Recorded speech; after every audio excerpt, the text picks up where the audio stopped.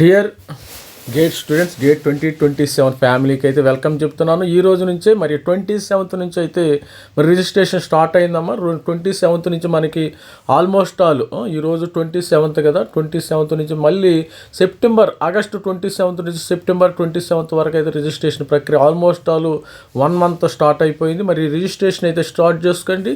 మరి registration start చేసుకుని very simple అమ్మా. ఇది మీకు మంచి రోజు ఏదైనా కావాలంటే మరి ఈరోజు సపోజ్ మరి నేను వీడియో చేసేది గురువారం 27th, మరి ఇంకేమైనా మంచి రోజు సోమవారం మంగళవారం మంచి రోజు చూసుకుని మీరు చూసుకోండి. ఇబ్బంది మీకు కొంతమంది స్టూడెంట్స్కి ఏమైనా సెంటిమెంట్స్ ఉంటే చూస్ చేసుకోండి. సెంటిమెంట్స్ ఏమైనా ఉంటే ప్రతి ఒక్కరు కూడా మరి ఆ రోజున మీరు ఆ యొక్క రిజిస్ట్రేషన్ ప్రక్రియ అయితే చూస్ చేసుకోండి.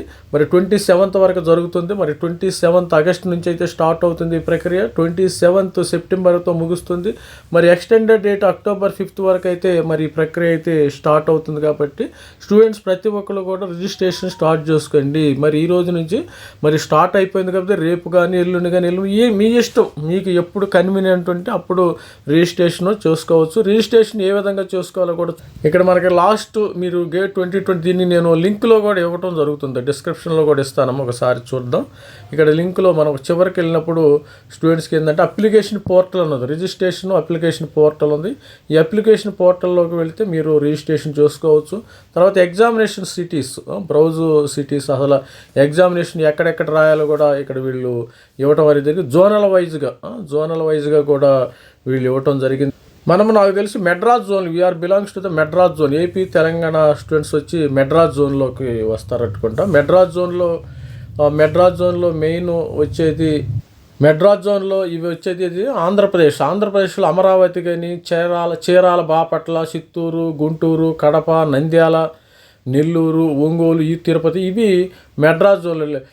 టెంటెటివ్ లిస్ట్ ఆఫ్ ఎగ్జామినేషన్ సిటీస్ అయితే మీరు సెలెక్ట్ చేసుకోవాలి. అదేవిధంగా తెలంగాణలో ఆదిలాబాదు, కరీంనగర్, ఖమ్మము, కోదాడ, మరి కొత్తగూడెము, నిజామాబాదు, వరంగల్, ఇవి మీరు హ్యాపీగా ఇక్కడ ఆదిలాబాదు, కరీంనగర్, ఖమ్మము, కోదాడ, నిజామాబాద్ ఇచ్చారు. మరి హైదరాబాద్ లేదు, చూద్దాం అసలు మరి ఏ జోన్లో ఉందో. అమరావతి, చీరాల, చిత్తూరు, గుంటూరు, కడప, నంద్యాల, నెల్లూరు, ఒంగోలు, తిరుపతి, తెలంగాణ, మరి కరీంనగర్, ఖమ్మము, కోదాడ, ఇవన్నీ ఉన్నాయి. మరి హైదరాబాదు ఎక్కడ ఉందో ఒకసారి చెక్ చేద్దాం. మరి హైదరాబాదు అదర్ లొకాలిటీలో ఏమైనా ఉందేమో చూద్దాం. ఐఏఎస్సి బెంగళూరుకి ఏమైనా వెళ్ళిపోయిందేమో హైదరాబాదు, ఇక్కడ చూద్దాం. స్టూడెంట్స్ మరి హైదరాబాదు, నల్గొండ వచ్చేసి ఐఏఎస్సి బెంగళూరు జోన్లోకి ఉండి గుర్తుపెట్టుకోండి ఒకసారి. ఇవన్నీ కూడా ఐఏఎస్సి బెంగళూరు జోన్గా విడగొట్టడం జరిగింది. తర్వాత మరి ఆంధ్రప్రదేశ్లో అనంతపూరు, కర్నూలు, ఇవన్నీ బెంగళూరుకి దగ్గరగా ఉంటాయి కాబట్టి హైదరాబాద్ కూడా బెంగళూరుకి దగ్గరగా ఉంటుంది కాబట్టి వీళ్ళు దీనికి రావటం అయితే జరిగింది.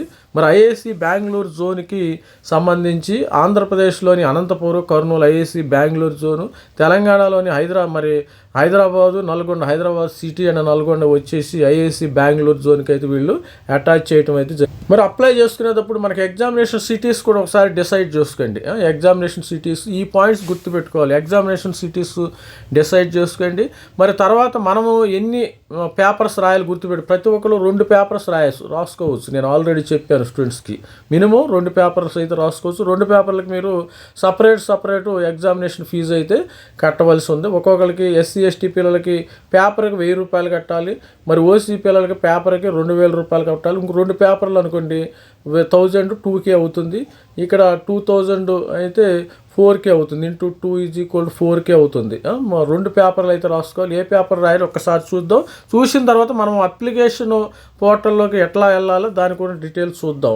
మెయిన్ ఏంటంటే అందరు చదువుకునే మనం కోర్ బ్రాంచెస్ వైపు చూద్దాం. సిఎస్సి కానీ ఐటీ కానీ ఎవరైతే సిఎస్సి బ్రాంచ్ ఇన్ఫర్మేషన్ టెక్నాలజీ వీళ్ళు డిఏ పేపర్ అదనంగా రాయొచ్చు, ఈసీఈ పేపర్ రాయొచ్చు, మరి మెకానికల్ ఇంజనీరింగ్ రాయొచ్చు, తర్వాత రోబోటిక్స్ అండ్ ఆటోమేషన్ రాసే అవకాశం. అంటే సెకండ్ పేపర్, ఇది ఫస్ట్ పేపర్ అనుకోండి. సెకండ్ పేపరు వీటిల్లో ఏదో ఒకటి చూస్ చేసుకోరు. అదేవిధంగా డిఏ స్టూడెంట్స్, మరి ఏఎంఎల్ స్టూడెంట్స్, ఏఎంఎల్కి సపరేట్గా ఏఎంఎల్ ఏమైనా ఉండదన్నమాట. Data science and artificial intelligence ఉండటం జరుగుతుంది.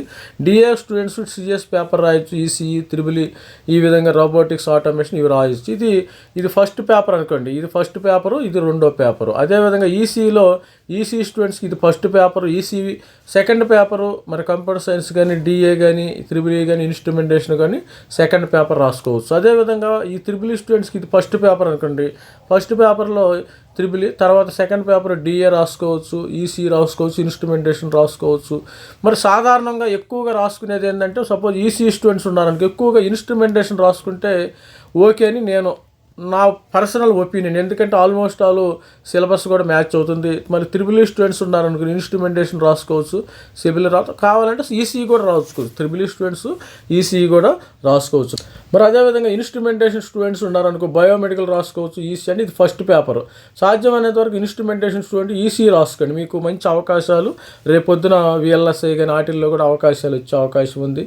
Instrumentation students biomedical, EC, triple, అసలు మెకానికల్ సంబంధమే లేదు, రోబోటిక్స్ అండ్ ఆటోమేషన్ కూడా రాసుకోవచ్చు మీరు. ఇకపోతే మనము మెకానికల్ ఇంజనీరింగ్ చూద్దాము. మెకానికల్ ఇంజనీరింగ్ చూసినట్టయితే ఏరోస్పేస్ ఇంజనీరింగ్, మెకానికల్ వాళ్ళు ఏరోస్పేస్ రాయొచ్చు, సిఎస్ రాయొచ్చు, డిఏ. అసలు సిఎస్ డిఏకి సంబంధమే లేదు ఈ మెకానికల్ వాళ్ళకి. ఈ ఫస్ట్ పేపర్ నా సజెషన్ అయితే మీరు ప్రొడక్షన్ అండ్ ఇండస్ట్రియల్ రాసుకోవచ్చు ఎక్కువ, ఎందుకంటే వాళ్ళకి ఈక్వల్గా ఉంటుంది. ఎందుకంటే సిలబస్ మెకానికల్ స్టూడెంట్స్కి కంప్యూటర్ సైన్స్ డిఏ అనేది టోటల్గా డిఫరెంట్ అది ఎవరు కూడా మరి కొద్దిగా ఇబ్బంది ఉంటుంది, మీ ఇష్టం. మరి ప్రొడక్షన్ అండ్ ఇండస్ట్రియల్ అనుకో, ఇది ఫస్ట్ పేపర్, మెకానికల్ రెండో పేపర్, ఈజీగా మెకానికల్ రాసుకో. మరి అదేవిధంగా స్టూడెంట్స్ మరి ఇవి robotics and automation first paper రాసుకోండి. వీళ్ళు సిఎస్ రాసుకోవచ్చు, డిఏ, త్రిబుల్ ఈ. రోబోటిక్స్ ఏమీ లేదు, మెకానికల్ని, ఇన్స్ట్రుమెంటేషన్ని, ఎలక్ట్రికల్ని, ఎలక్ట్రానిక్స్ని, మరి కంప్యూటర్ సైన్స్ అన్నీ మిక్సీలు వేసి తిప్పితే మనకి బయటకు వచ్చింది. ఆల్రెడీ నేను వీడియో కూడా చేశాను స్టూడెంట్స్. ఇది ఓవరాల్గా మనం రెండు పేపర్లు ఏది రాసుకోవాలి ఎలా చూసి రెండు పేపర్లు రాసుకుంటే మీకు బెటర్ నేను. ఇక మనము రిజిస్ట్రేషన్ అప్లికేషన్ పోర్టల్కి వెళ్ళాలమ్మా. అప్లికేషన్ పోర్టల్లో మనము దీన్ని డిస్క్రిప్షన్లో కూడా ఇవ్వటాను నేను. Begin your GATE 2027 application on the GOAPS portal. ఈ పోర్టల్లోకి వెళ్ళిన తర్వాత మీరు ఎట్లా చేస్తారు ఈ పోర్టల్లో మనం క్లిక్ చేసిన తర్వాత ఏంటంటే, ఇప్పుడు పద్ధతి మార్చిన తర్వాత వీళ్ళు ఏంటంటే వెల్కమ్, మీకు ఆన్లైన్ డిజీలాక్ వచ్చేస్తుంది. Get data featured from. ఈ డిజీలాక్ వచ్చిన తర్వాత నేమ్ కానీ, date of birth, mobile number ఇవన్నీ కూడా దీనిలోకి అప్డేట్ అవుతూ ఉంటాయి. మీరు డిజీలాక్కి వెళ్ళిపోండి. తర్వాత మీరు డిజీలాక్ లేకపోతే క్రియేట్ చేసుకోండి. ఆల్రెడీ నేను డిజీలాక్ మీద కూడా వీడియో చేయటం అయితే జరిగింది స్టూడెంట్స్. ఇట్లా వెళ్ళినట్టయితే ఇక్కడ డిజీలాక్ ఉంటుంది కదా, ఈ డిజీలాక్ వెళ్ళిన తర్వాత మీరు రిజిస్ట్రేషన్ చేసుకోండి. రిజిస్ట్రేషన్ చేసుకున్న తర్వాత ఆటోమేటిక్గా ఆ డేటా ఇక్కడ నుంచి ఫెచ్ అవటం అయితే జరుగుతుంది. మరి డిజీలాక్ వెళ్ళిన తర్వాత ఆటోమేటిక్గా మీ డేటా అయితే ఫెచ్ అవటం అయితే జరుగుతుంది. డేటా రికవర్డ్ ఫర్ డిజీలాక్లో నుంచి అవి ఫెచ్ చేసుకుంటే దాదాపు మీ పర్సనల్ మొబైల్ నెంబర్ కానీ, డేట్ ఆఫ్ బర్త్, నేమ్ ఇవన్నీ కూడా, address for communication, details of degree అన్నీ కూడా డిజీలాకర్ నుంచి రావడం అయితే జరుగుతుంది. మరి instruction institute choice of GATE paper నేను చెప్పాను కదా, చాయిస్ ఆఫ్ గేట్ పేపర్ ఇసుకోండి. ఈసీ స్టూడెంట్స్ ఫస్ట్ పేపర్ ఇది, second paper instrumentation. Triple E paper first paper triple E, second paper EC ఇవ్వచ్చు. మరి CS paper first paper CS, second paper DE. మరి instrumentation first paper ఇది తీసుకుంటే ఇట్లా డిఫరెంట్గా. Suppose mechanical వాళ్ళు first paper ME, second paper వచ్చి production and industrial. ఈ విధంగా మీరు ఇచ్చుకోవచ్చు. అదేవిధంగా MSc mathematics students first paper maths, మరి సెకండ్ పేపర్ సిఎస్. ఈ విధంగా కూడా ఇచ్చుకునే ఒక డాక్యుమెంట్స్ ఏం అవసరం లేదు. కేర్ఫుల్గా మీరు ఇవన్నీ కూడా. మరి ఎస్సీ ఎస్టీ పిల్లలు అయితే కంపల్సరీ కావాలి, స్కాన్డ్ కాపీ, యూడిఐడి ఇవన్నీ కూడా మీరు కావాలి కంపల్సరీగా. సిగ్నేచర్ ఇవన్నీ కూడా, ఫోటో. దీని మీద నేను సపరేట్ వీడియో చేయటం అయితే జరిగింది, అది కూడా చూడండి డీటెయిల్స్ కావాలంటే. మీకు ఇంకా డౌట్లు ఏమైనా ఉంటే ఫ్రీక్వెంట్లీ ఆస్క్డ్ క్వశ్చన్స్ ఉన్నాయి. ఈ frequently asked question you can go. I have old blurred mismatch, no కొత్త ఫోటో వాడండి. I have name mismatch in my Aadhaar card, DigiLocker will cause the issue. Your name will be verified DigiLocker by applying 2020 through GOAPS portal. ఈ విధంగా మరి మీకు ఏమైనా doubts ఉంటే ఇక్కడ clarify చేసుకోండి. అదేవిధంగా my address, date of birth fetched from the DigiLocker. Yes, address, date of birth కూడా డిజీలాకర్ నుంచి వచ్చేస్తుంది. Do I need upload 10th, 12th, 10వ తరగతి, intermediate, UG, PG marks? No. మీరు 10th క్లాస్ కానీ, ఇంటర్మీడియట్ కానీ, బీటెక్ సర్టిఫికేట్స్ అప్లోడ్ చేయవలసిన పనే లేదు. In DigiLocker for GATE registration apply చేయాల్సిన పని లేదమ్మా. I'm currently studying third year BA BCom BSc I'm eligible. Yes అంటే BA students, BCom students, BSc students కూడా మరి గేట్ రాసుకోవచ్చు, ఇబ్బంది ఏమీ లేదు. మరి I'm currently studying third year BE but through parallel in second year after finishing diploma I'm eligible to apply. Yes మీరు వీళ్ళు కూడా అప్లై చేసి. Is there any age limit? No age limit అమ్మ. గేట్కి ఎవరికి ఏజ్ లిమిట్ లేదు. 30 మరి 60 ఏళ్ళు వచ్చినా 70 ఏళ్ళు వచ్చినా నేను కూడా రాసుకోవచ్చు, ఇబ్బంది ఏమీ లేదు. కాకపోతే దానివల్ల యూజ్ లేకపోతే వదిలేస్తాం.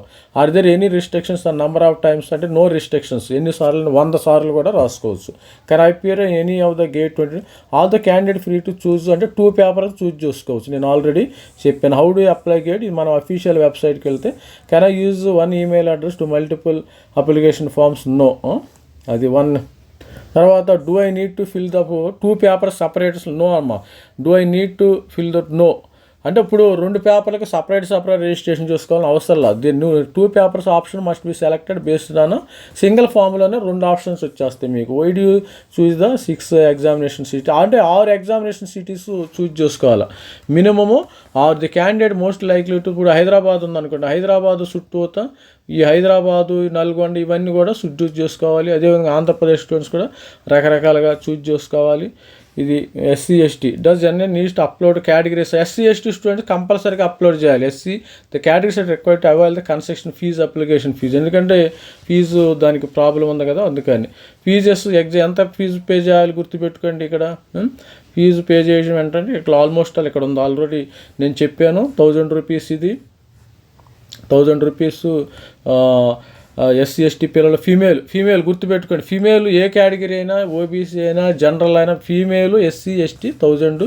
ఆల్ అదర్ క్యాండిడేట్ 2000 రూపాయలు. ఈచ్ పేపరు 1000 అంటే 2000. ఇక్కడ 4000 రూపీస్ అయితే. మీకు ఎనీ డౌట్ ఉంటే ఈ యొక్క ఫ్రీక్వెంట్ ఆస్క్డ్ క్వశ్చన్స్ ఎవరిని అడగాల్సిన పని లేదు. మీరు ఏదైనా డౌట్ ఉంటే ఈ ఫ్రీక్వెంట్ మీకు ఏమైనా చిన్న తప్పులు చేసినా మీ యొక్క అప్లికేషన్ రిజెక్ట్ అవుతుంది, గుర్తుపెట్టుకోండి. Do I have upload my EWS certificate along? No. OBC EWS apply చేసిన తర్వాత చూసుకోవచ్చు. ఓన్లీ SC ST పిల్లలు జస్ట్ మీరు దానిలో అప్డేట్ చేయండి. నేను SC మరి EWS కింద వస్తానా, OBC జనరల్ ఏదైనా అప్డేట్ చేసుకోండి, అంతేగాని మీరేం చేయవలసిన పని లేదు. స్టూడెంట్స్ అందరూ కూడా ఇదంతా ఇవ్వటం అయితే జరిగింది. మరి జాగ్రత్తగా అప్లై చేసుకోండి అమ్మా స్టూడెంట్స్ అందరూ కూడా. మరి ఇంపార్టెంట్ డేట్స్ ఉన్నాయి కదా, ఇంపార్టెంట్ డేట్స్. మరి అడ్మిట్ కార్డు ఎప్పుడు వస్తుందో తెలియదు. మనకి ఆల్రెడీ క్లోజింగ్ చేస్తున్నాం. ఇది మనకి almost all registration fee 27th నుంచి స్టార్ట్ అవుతుంది. ఆల్మోస్ట్ ఆల్ 1 month ఉంటుంది. Opening date of 22 application rectification form 14వ తారీఖున ఓపెన్ అవుతుందమ్మా rectification form. Closing of rectification 21. 21 లోపు మీరు రెక్టిఫై చేసుకోవాలి. అప్పుడు నేను మళ్ళీ వీడియో చేస్తాను. No problem, you don't worry. మరి మై హోనా ఇది స్టూడెంట్స్. మరి గేట్ 2027 ఫ్యామిలీకి స్వాగతం చెప్తాను. కొత్తగా ఎవరైనా ఉంటే మీరు IITలో కానీ NITలో కానీ జారాలని ఉద్దేశం ఉంటే నా ఛానల్ని నన్ను ఫాలో అవ్వండి. నేను చెప్పినట్టు నడుచుకోండి. మన స్టూడెంట్ చాలామంది ఉన్నారు అక్కడ ఆల్రెడీ. మీ బ్రదర్స్ సిస్టర్స్ అందరూ కూడా IITలోని, NITలోని, IISc బెంగళూరులో ఉన్నారు. వాళ్ళని మిమ్మల్ని కల్పిస్తాను. మరి హ్యాపీగా మీరు రాసుకోండి. ఏ డౌట్లు ఉన్నా దీనిలో కామెంట్లో పెట్టండి. నేను తర్వాత నా నెంబర్ కూడా మీకు షేర్ చేయడం జరుగుతుంది. ఎనీ డౌట్ నాకు ఫోన్ చేయొచ్చు. ఎనీ midnight కూడా ఫోన్ చేయొచ్చు, నో ప్రాబ్లం. మరి ఆల్ ది బెస్ట్. మరి ప్రతి ఒక్కరు కూడా రిజిస్ట్రేషన్ చూసుకొని మంచి రోజు చూసారు మీరు రిజిస్ట్రేషన్ చూసుకోవచ్చు, ఇబ్బంది ఏం లేదు. All the best. Thank you, bye.